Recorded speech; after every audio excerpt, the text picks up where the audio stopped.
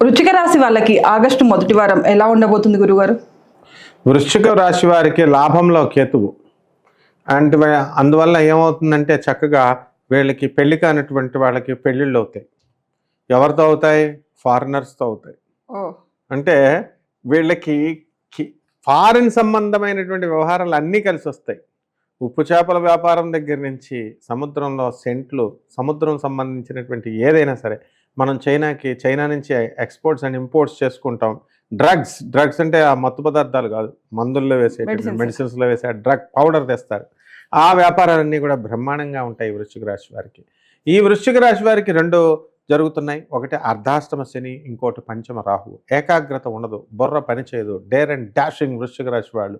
కాబట్టి వీళ్ళు పిల్లల మాట వింటూ చక్కగా పిల్లలకి స్వేచ్ఛనిస్తూ ఉంటారు.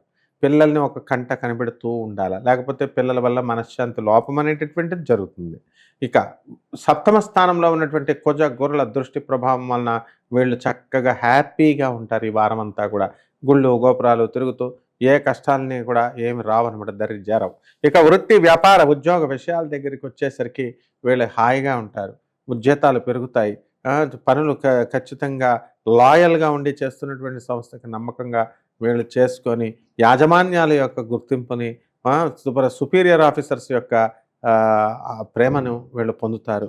సబార్డినేట్ యొక్క ప్రేమను వీళ్ళు పొందుతారు. కొలీగ్స్ యొక్క సహకారాన్ని పొందుతారు. రైతులు బ్రహ్మాండమైనటువంటి పంట పండించాలని చూస్తారు, కానీ అదంత సాధ్యం కాదనమాట. కాబట్టి పంట పండినప్పుడు ఏ వరదలు ఎక్కువ రావడమో, ఏ ఈ గట్టు తెగి నీళ్లు రావడమో, ఇలాంటి అవరోధాలు జరగడానికి ఈ వృశ్చిక రాశి వాళ్ళకి అవకాశాలు ఉంటాయి. తర్వాత వృశ్చిక రాశి వారికి భార్యాభర్తల మధ్య ప్రేమ విపరీతంగా పెరిగిపోతుందన్నమాట. వాళ్ళకి పెళ్ళై 30 సంవత్సరాలైనా సరే ప్రతిరోజు హనీమూనే అన్నట్టు చక్కగా వెళ్తారు. కాబట్టి భర్త తరపు నుంచి ఏం ప్రాబ్లం లేదు. మంచిగా ఏదైనా సరే చేయాలి అని అనుకున్నప్పుడు వెంటనే చేస్తారు. బంగారం పోయేటటువంటి అవకాశం ఉంది వీళ్ళకి. ఎవరికైనా సరే బంగారం కనుక ఇచ్చినట్లయితే అది మళ్ళీ తిరిగి రాదు. అలాగే కంటి జబ్బులు రావడానికి అవకాశాలు ఉన్నాయి. కాబట్టి కళ్ళను జాగ్రత్తగా సంరక్షించుకోవాలా. ఆ తర్వాత మనకి ఈ విద్యార్థులు ఎవరైతే ఉన్నారో అటువంటి విద్యార్థులంతా కూడా బ్రహ్మాండంగా వద్దంటే తెగ చదివేస్తారు, సరస్వతీదేవి పూనేసినట్టుగా. కాబట్టి మార్కులు చాలా బ్రహ్మాండంగా వస్తాయి. ఇక ప్రభుత్వ ఉద్యోగాలు కనుక మనం చూసుకున్నట్లయితే వద్దంటే ఉద్యోగం వచ్చేలాగా చదువుతారు. కాబట్టి చాలామంది వృశ్చిక రాశి వాళ్ళకి ఉద్యోగాలు కొట్టడానికి అవకాశాలు ఉంటాయి. కాబట్టి ఈ యొక్క వృశ్చిక రాశి వాళ్ళకి ఈ నెలంతా కూడా ఈ వారం అంతా కూడా నిద్ర. తర్వాత ఈ ఆవిలింతలు ఎక్కువ వస్తూ ఉంటాయి. ఎందువలన అంత కష్టపడి పని చేయడం అనేటటువంటిది వీళ్ళు చేయడం జరుగుతూ ఉంటుంది. కాబట్టి ఆరోగ్య విషయంలో వీళ్ళు జాగ్రత్తగా, చాలా కష్టజీవులు పాపం ఈ వృశ్చిక రాశి వాళ్ళు. కాస్త విశ్రాంతి తీసుకోవాలి, ఎక్కువ విశ్రాంతి తీసుకోవాలి. విశ్రాంతి లేకుండా ఈ వారమంతా కూడా అక్కడికి ఇక్కడికి ఆ తీర్థక్షేత్రాలు ఈ తీర్థక్షేత్రాలు తిరుగుతూనే ఉంటారు. గంటల కొద్దీ ఫోన్లు మాట్లాడుతూ ఉంటారు. త్వరలో క్యాన్సర్ రావడానికి అవకాశాలు ఉంటాయి. ఇలా కనుక ఫోన్ మాట్లాడితే జాగ్రత్తలు చూసుకోవాలి. కేవలం జాతకం అంటే ఏంటంటే ఇదేదో వస్తుందని కాదు. You should not talk more than 5 minutes in a phone. అది మానేసి గంటలు కొడితే గ్యారంటీగా క్యాన్సర్ వచ్చేయడం మాత్రం తథ్యము. కాబట్టి ఈ యొక్క వృశ్చిక రాశి వాళ్ళ విద్యార్థుల పరిస్థితి బాగుంది, రైతుల పరిస్థితి బాగుంది. చేపల రొయ్యల చెరువులు వ్యాపారం చేస్తున్నటువంటి వాళ్ళకి మంచి లాభాలు తీస్తారు. ఆర్మీ వాళ్ళకి లీవులు దొరుకుతాయి.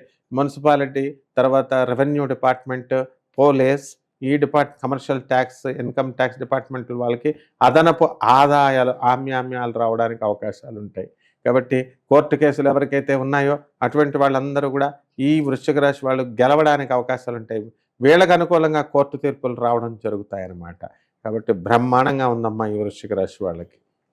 వృశ్చిక రాశి వాళ్ళు తమ జాతకంలో దోషాలు పోగొట్టుకోవాలంటే ఎటువంటి రెమెడీస్ పాటించాలి గురుగారు? ముందు అవతల వాళ్ళు చెప్పే మాట వినాలా, తల్లిదండ్రులు చెప్పే మాట వినాలా. ఇవి దోషాలు, ఇవి రెమెడీస్ అంటే వాళ్ళకి ఎక్కదన్నమాట. వాళ్ళకి చేయాల్సింది ఏమిటి? శని జపం చేయాలా, శని స్తోత్రాలు చదవాలా, శనికి కిలోంపాము నల్ల నువ్వులు నల్లని వస్త్రాన్ని పేద బ్రాహ్మణులకి శనివారం నాడు ఉదయం 8 గంటలకి ఇంట్లో కానీ దేవాలయంలో కానీ దాన ధర్మం కరెక్ట్గా ఉదయం 8 గంటలకు చేయాలి. 1. 2 దశమహావిద్యల్లో ఒకటైనటువంటి మహాకాళి అమ్మవారి యొక్క హోమాన్ని వీళ్ళు చేయాలి. 3.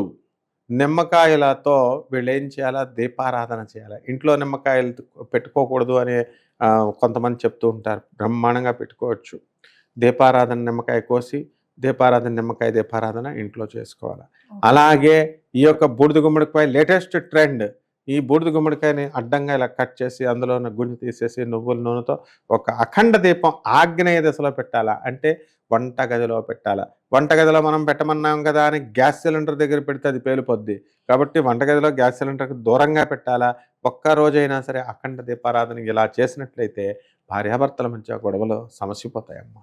ఓకే.